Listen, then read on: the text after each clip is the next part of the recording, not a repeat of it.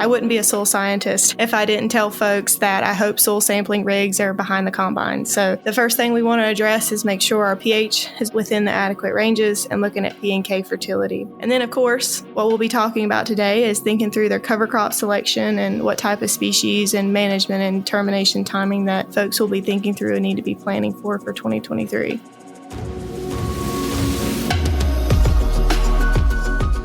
Welcome to The Future Faster, a sustainable agriculture podcast by Nutrien Ag Solutions, with our very own Tom Daniel, Director of North America Retail and Grower Sustainable Ag, and Dr. Sally Fliss, Senior Manager, North America Sustainable Ag and Carbon. This is your opportunity to learn about the next horizon in sustainable agriculture for growers, for partners, for the planet. To us, it's not about changing what's always worked. It's about continuing to do the little things that make a big impact. On this week's episode, we're joined by Clara Millsaps, South Region Agronomist at Nutrien Ag Solutions, for an update on how the harvest is expected to progress in the American South, what sorts of conditions and yields farmers can anticipate this year, and why now is the time to make plans for a more sustainable operation in 2023. But if you haven't yet, make sure you're subscribed to this podcast in your favorite app. Also, make sure you follow Nutrien Ag Solutions on Facebook and Instagram. I'm Dusty Weiss, and it's time once again to introduce Tom Daniel and Sally Fliss. And Tom and Sally, people hear fall in the agriculture world, and they start thinking about harvest season. And we have that discussion to look forward to coming up in a minute or so here. But it's also an important time of year to make a plan and carry out soil sampling to better inform your decision making. And I've got a little bit of acreage now in southwest Wisconsin, but I've never done soil sampling out there before. And people keep telling me, okay, you got to make a plan, get your soil sampling done. So what do I need to consider here, Sally? So the first thing to consider, Dusty, is what do you have growing out there right now? Because that's going to impact when we can soil sample. You know, if you've got a hay crop out there, we can pretty much go out and pull a soil sample anytime we want. If it's a corn crop or a bean crop, whoever's renting that or growing that crop is not going to be real happy if we drive some equipment through there to pull soil samples out. But we want to make sure we get that soil sample in time so that we can make some of the adjustments that need to be made in the fall, like applying lime so that we can have a pH adjust in the soil before the next crop. And we're going to want to consider what the next crop is that's going out there before we make those changes. Tom, as you look at and talk to growers about soil sampling, how many growers that you're interacting with or crop consultants in the field that you've talked to over the summer are using more of a precision approach to taking soil samples versus a traditional take all your soil colors, put them in a bucket, mix them together, and send in one sample per field? Yeah, we've really seen a change in that, Sally. You know, as precision agriculture has become more and more of a practice that's being implemented by our growers, you know, they're doing more soil testing that's relatable to management zones within the field where they put like-minded soils together and then soil sample to those, because as the soils change, the chemistries within the soils change, and the ability for the soil to hold nutrition changes based upon clay content, silt content, other issues within the soil. So yeah, we're starting to see a lot more growers taking more precision soil samples than we have in the past. And soil samples, for the most part, your standard soil samples are not that expensive anymore either. They are a good investment for growers, and they give a grower a trend line to determine whether or not he's going in the right direction with his overall nutrition. So, Sally, one of the things that I always get asked around soil sampling is, how deep do I need to sample? And what time of year do I need to count on to do my soil sampling? What's your thoughts on that? I think the biggest thing there, Tom, is to be consistent. So if we're going to start building this library of soil samples, that we want to see our progress you mentioned over time. Are we really changing pH? Are we impacting the phosphorus and the potassium or other micronutrients in the soil that we need to make adjustments to? And it's really to be consistent. If you take 6-inch soil samples one year and then you take 8-inch soil samples the next year, and one year you take them in the spring and the next year you take them in the fall, those soil samples don't always mean the same thing, because while some of these things do take a long time to see changes in measurement in a soil sample, you're just adding to the amount of variability of that soil sample that we already know is in the field, right? We've done some work on the soil samples we've taken for the carbon pilots and found that really to get a statistically good level of variability, I think they're recommending to us from some of the science team to take one sample every half acre. And so the more different types of variability you add in there, the less accurate that sample is going to be, and the less accurate recommendation you're going to be able to make to the next management practice you need to put on that field. Tom, in one of my previous roles, I worked for a soils lab here in New York State, and I would always get asked, does it matter what soils lab I send my samples to each year? And why are the soil sample results from your soil lab not the same as the soil sample results from the lab I used last year? So what are your recommendations on selecting a soils lab, and should we be sticking with the same one? And how does the extraction method impact what we're going to see for results? Yeah, well, it goes back to your previous statement around consistency, right? So if you start changing up labs that you're sending testing to every year, and look, I've got farmer friends that do that. I mean, they'll look at where they can get the best deal and the lowest cost for a soil test, and they'll choose to send a soil test to another lab just for 50 cents or $1 a sample difference. But what you'll find out is each one of these labs have different extraction methods for phosphorus and other nutrients in the soil. And if you're not using the same extraction method, then you'll get different results when it's all said and done. You'll see some higher levels of P on one test, or I know that I actually changed a soils lab I was using on our farm a few years ago, and I got a 25% difference in my potassium levels when they did the test. And I couldn't figure out why, but it goes down to extraction processes, what they do. Remember, a soil test is not an exact science, Sally, right? It's not intended to give you exact numbers for that acre. It gives you a number for that test, but you have to use your soil test more for a trend line to see, are you getting to the place you want to on fertility, and do you have enough available fertility to provide what the crop needs that year for yield? So soils labs are important. And look, I'm going to give a plug to our soils lab today, Waypoint, which Nutrien has the largest tissue and soil testing lab in North America. And we just have very good availability for growers to get samples to them and get a good, consistent test over time. So I'm all about, if you pick a lab, stay with them, because over the long run, you're going to get your best results that way. So, Tom, you mentioned in your comment there that you've got farmer friends that will choose a different lab over a little bit of a different cost in that soil sample analysis. And I know one of the things that soils labs do is they'll price different packages. You know, you can get maybe 2 things done, or you can get everything that lab might be able to do. When you're picking a soil test package to do, what are kind of the 3, maybe 5 things you feel like you really have to have on that soil test to be able to make those management decisions for the next part of your planning for your field? So, Sally, if you go back in history, back when my dad would pull a soil sample, most of the time he pulled an aggregated soil sample over the whole field. So he took one sample from the entire field. So we know that's not a good way to do it. And he also, what was the main thing he always tested for? It was really around pH and NP and K. So that's what he tested for, right? Because in most cases, back in his time, it was about lime recommendations. Do I need lime? Do I not need lime, right? Today, though, we have the availability of multiple different tests that we can look at. We can even look at soil health components through the Haney test and different other tests that are available to us today. But if I'm looking at soil fertility in general, I'm going to focus on, obviously, the macronutrients, the NP and K, but I'm also going to look at my micronutrients and my other nutrients of sulfur, boron, multiple other components. And Sally, it's really around not looking just to see if I've got enough nitrogen to grow a corn crop, but do I have the right balance? So I'm going to ask you a question back, because you're my soil scientist on the group. What importance do you see in the balance of nutrition that comes out of that soil test? It's a big factor in it, Tom, because you're going to end up with, the plant will replace nutrient uptake one for another based on elemental charge if it doesn't have the right nutrient there. Potassium is a great example of that. A plant will take up another element with that same 2+ charge because they need that charge difference across the cell wall to take water up if the potassium's not there.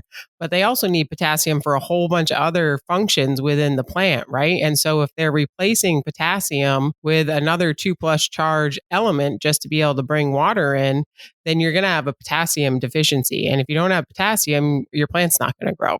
It's about balancing across the whole spectrum. You know, one of the ones that is really gotten to be important in the eastern half of the country, especially the Northeast. You mentioned testing for sulfur.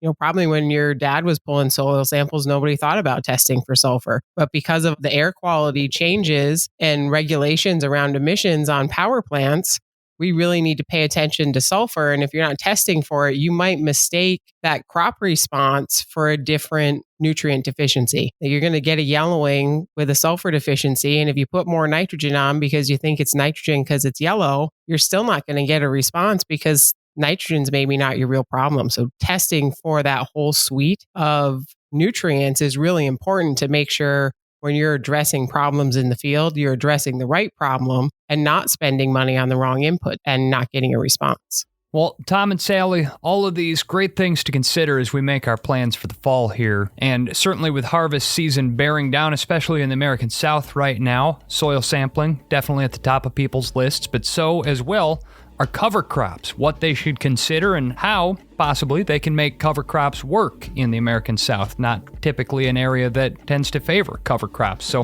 we're going to find out a whole lot more about both of those topics here in a minute with Clara Millsaps, a South Region agronomist from Nutrien Ag Solutions, plus discuss some expectations that she has for the harvest that's coming up in a moment here on The Future Faster.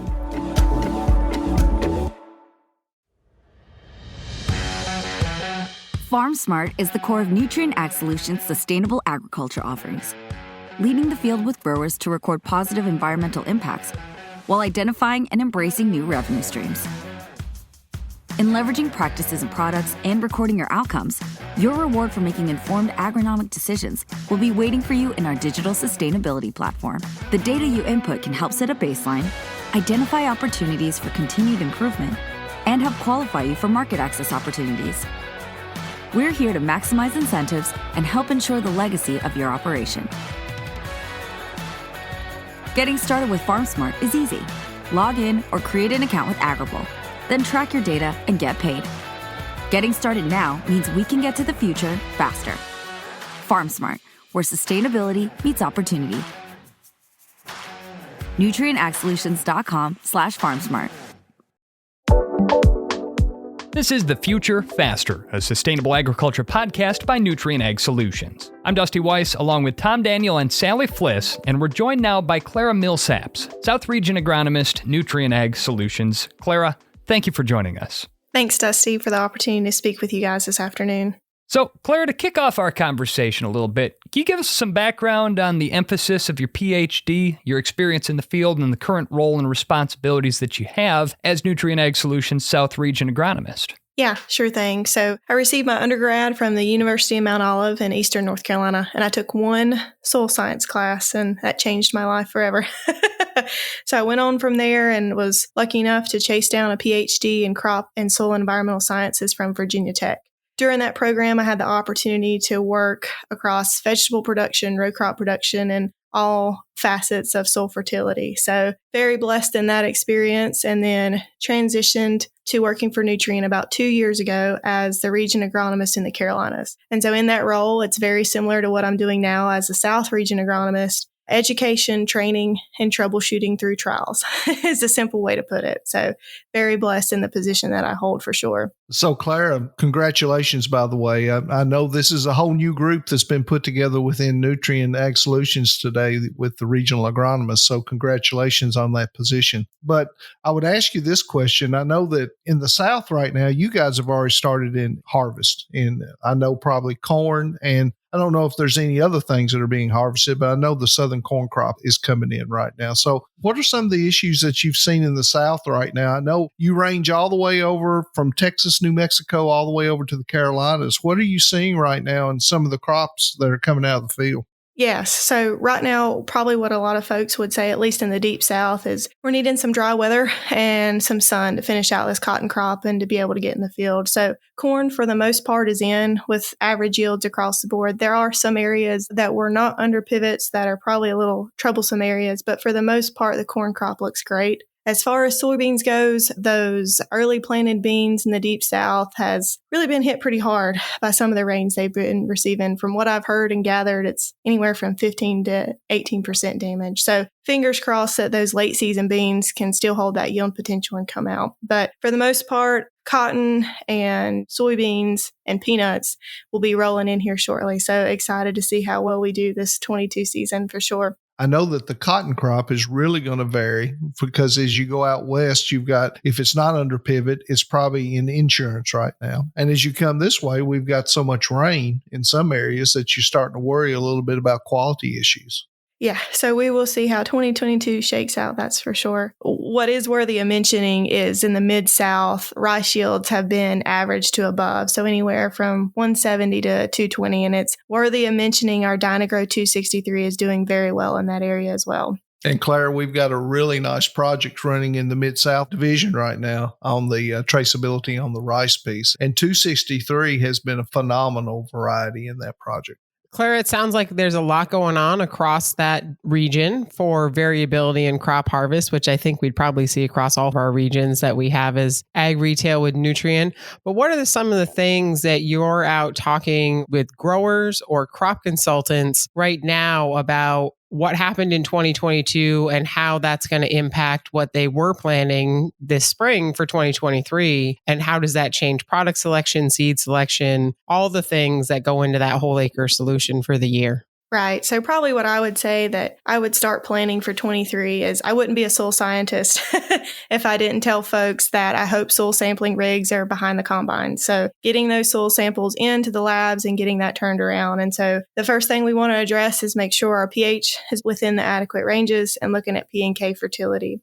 Something that I don't think is always mentioned as we think through planning for 23 is those folks who have access to manure. So staging those manure applications and making sure that our phosphorus, zinc, and copper levels are not over threshold too. That's not mentioned a lot, but worthy of mentioning just because we don't want to overload our soils and be beyond those threshold levels. And then, of course, planning for 23. What we'll be talking about today is thinking through their cover crop selection and what type of species and management and termination timing that folks will be thinking through and need to be planning for 2023. You know, we think about cover crops really focused in the Corn Belt area, you know, the Midwest and the East. And I don't think about them as much as in the South. You know, you think about cotton and some of those issues that there's not as much emphasis on the cover crops. Where do you see cover crops having a fit? And what geographies in the South do you see them being implemented right now? So if there can be a fit for a cover crop, I would definitely recommend doing so. And I know timing a lot of times is the major issue of getting that cover crop in. So anywhere I would say that there is soil, which is most of everything that we deal with, would be beneficial for a cover crop application. Now, fine-tuning what that cover crop program looks like, whether it's a kitchen sink mix of several different species or if it's just a plain cereal rye, fine-tuning your program and how it fits in your production practices is probably what I would recommend. So I guess my answer to that question probably would be that if you can put in a cover crop and make it fit, I would definitely choose to do so. So, Claire, you're a believer then that a green and growing root needs to be on that acre as many days of the year as we can make it. Yes, absolutely, for sure. So what are some of the things, Clara, that growers and crop consultants should be considering as they pick that right cover crop fit for their field? First, I would say go ahead and ask yourself, what are you trying to address? You know, what's the functionality that you're wanting that cover crop to serve, or the mode of action, rather? Are you dealing with compaction? Are you dealing with troublesome weeds? Or rather, are you just trying to build your overall soil productivity through soil health? So once you identify what function you need to address, it's straight tied to what species you need or what species in a mix that you would like to try to address. And then sourcing your seed. So it's quite easy if you're purchasing from a wholesaler or retailer. But for those folks out there that are sourcing their cereal grains from bins, so bin run wheat or barley or cereal rye, please throw caution to the wind of what type of weeds, if there were any present when that cover crop seed was harvested. So if that's bin run wheat from your own farm and the troublesome weed that we face throughout the South that has resistance to almost all the post-emergent herbicides that we have is Italian ryegrass. So if you have Italian ryegrass pressure, please ask those questions or ask yourself those questions. If you have any type of weed pressure from bin run weed or anything like that. And then thinking through your planting windows. So I think this is a little intuitive, but this is worthy of mentioning as well, is those fields that you're wanting to plant first in the spring need to be planted first this fall to maximize the biomass of that cover crop before we terminate it. So, Clara, kind of a follow-up question to what Sally was talking about. And you mentioned it earlier that whether it be just a straight cereal ryegrass mix or multiple variety mixes, What do you see as being some of the functionalities of the cover crop that you're trying to address in the South right now? What are the variety mixes that you prefer? Well, I'm a simple kind of person, so I like the cereal rye or wheat. Sometimes when we get in those kitchen sink mixes, it can be a little bit troublesome to manage. But what I will say is my constant steady would probably be a cereal rye just for the biomass produced. But what I will say is you do have to figure out what works best for your operation. Some folks don't like cereal rye because it's a mess to plant through, depending on if it's terminated or rolled or you're planting green. But what I would recommend is talk to your neighbors and do some fine tuning yourself and make sure that the cover crop you choose is most beneficial for you from a management standpoint, as well as what it's benefiting for you and your soil. How do you prefer? And I know a lot of this comes down to the ability of the grower to manage things, right? But your preference, do you prefer planting green or do you prefer that earlier termination for a cover crop? I kind of break it down in two scenarios. So early planted corn, I'd rather go ahead and have it burnt down before we plant. Later seeded into beans or later corn, you can plant green and then burn down after you've already planted. So it kind of depends on the scenario for me, thinking through when you want to terminate, whether it's early or later in the season. I really don't have any preference either way, but the capability of the grower is kind of their preference. Clara, you're hitting on a lot of the themes that we hit on, I think probably on every podcast, Tom, of selecting the right thing that meets the resource concern of that grower and tying together this whole system. I was just sent some questions to help respond to the other day for another sustainability team member. And we keep getting these questions of, why won't growers just do cover crops? And I think you've done an excellent job today hitting on all of the things that go into making that decision. It's not just a go out, see a grower and ask them to do a cover crop and they do a cover crop. So what are some of the ways that you have found working with crop consultants and growers to spread that message, to educate, to get these practices implemented in the field? I think it takes a lot of listening first. I feel like listening and troubleshooting is what I do most in my job, and then running down the answers. There isn't a cookie cutter answer for folks that like cover crops or don't like cover crops, or someone who's an early adapter or a new adapter. You have to listen first quite a bit before you provide that recommendation and what's the obstacle that's preventing them from adapting this. So that's what I would say first. We do a lot of listening before recommending it. And to some growers, it's just a timing issue. Simply getting in that cover crop and having the capability to burn it down, or the season, if it's too wet, to burn down that cover crop to get our cash crop in effectively. So what I would say is a lot of listening and troubleshooting to try to find how it fits, because it is beneficial wherever you go in the United States. If it fits in your cropping situation, it is beneficial. But finding those niche opportunities where cover crop can fit takes a lot of listening. And sometimes it's easy, and sometimes it takes a little bit more persuading. But the second thing I would add to that, besides listening, is how can we run a trial or a proof of concept to a grower that, hey, this is beneficial.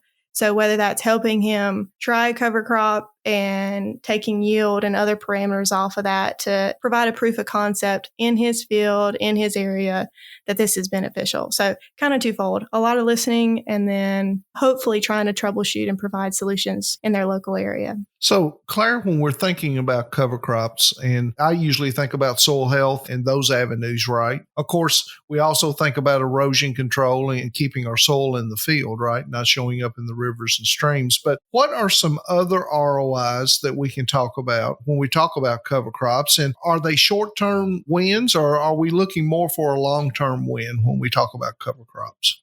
So definitely, Tom, you're correct in talking about short and long-term return on investment from cover crops. And it really does need to be branched out into those two categories. So everything that we know about soil is that it takes time to impact our soil. So that short-term return on investment from a cover crop is difficult, especially if we're just looking at trying to build our soil from a productivity standpoint. So short-term return on investment, there are certain situations where I think you could probably see a positive return just in 1 year of adapting a cover crop. And that's if you're addressing a weed suppression issue, or if you've got a droughty year and that cover crop residue is able to retain a little bit of moisture. You may see a return on investment in those types of situations. But where cover crops benefit and where we see the largest return on investment is from that 5 to 10 year period. We know that it takes a lot of time to impact our soil's productivity from a soil health perspective.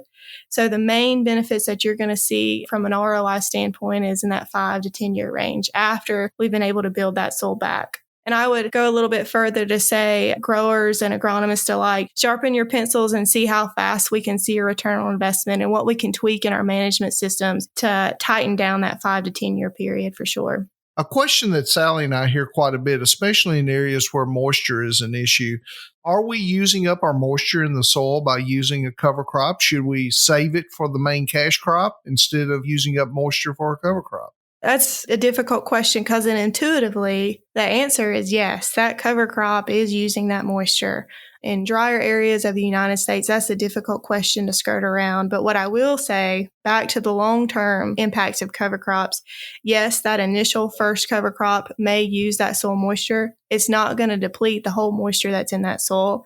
But over time, the cover crop will improve the water infiltration as well as the soil moisture holding capacity. So although the short term may be difficult to skirt around that answer, but the long-term benefits of soil moisture retention far outweigh just that one short season look. Clara, we've talked a lot about some of the positive outcomes of implementing cover crops, those short-term and long-term benefits. What are some of the challenges that growers are going to see in the field as they try to implement these things?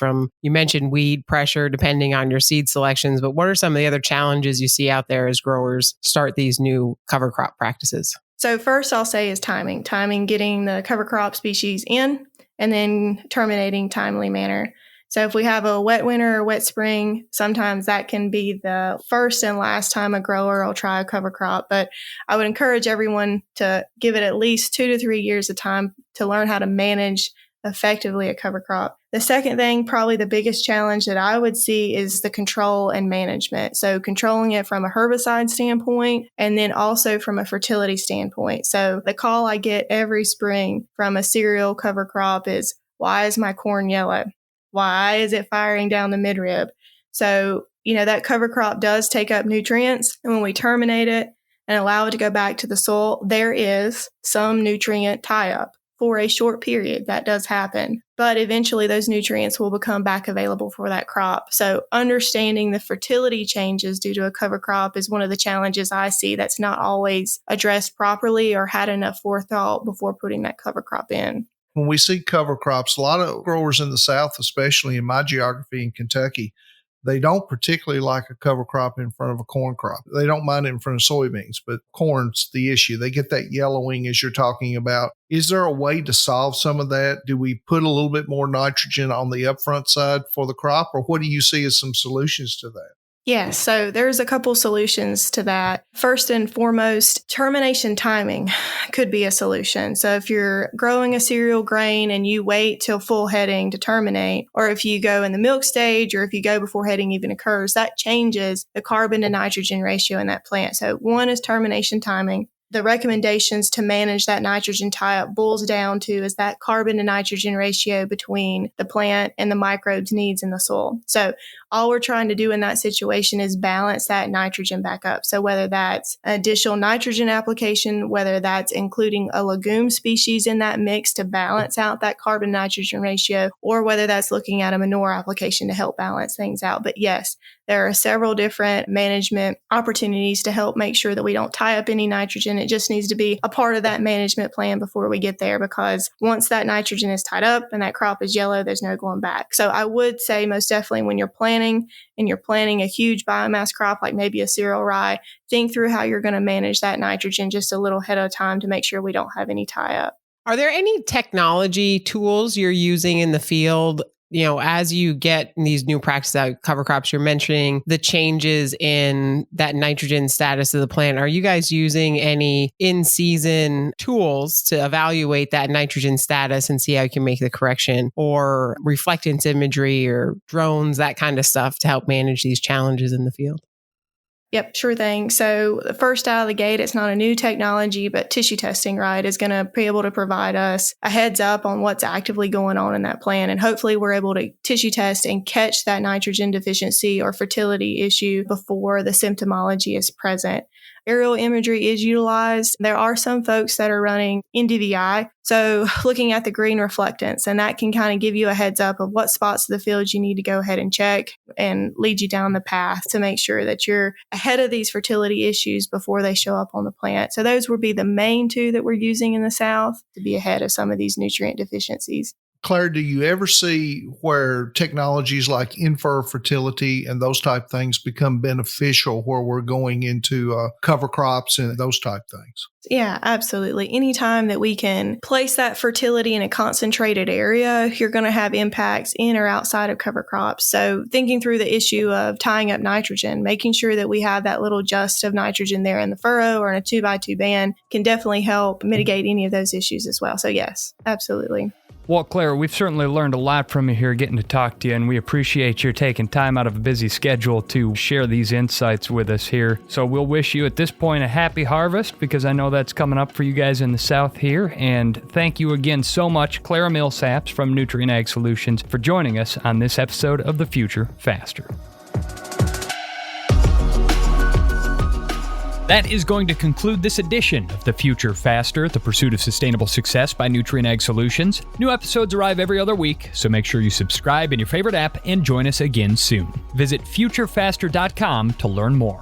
The Future Faster podcast is brought to you by Nutrien Ag Solutions, with executive producer Connor Irwin and editing by Larry Kilgore III. And it's produced by PodCamp Media. Branded podcast production for businesses, podcampmedia.com. For Nutrien Ag Solutions, thanks for listening. I'm Dusty Weiss.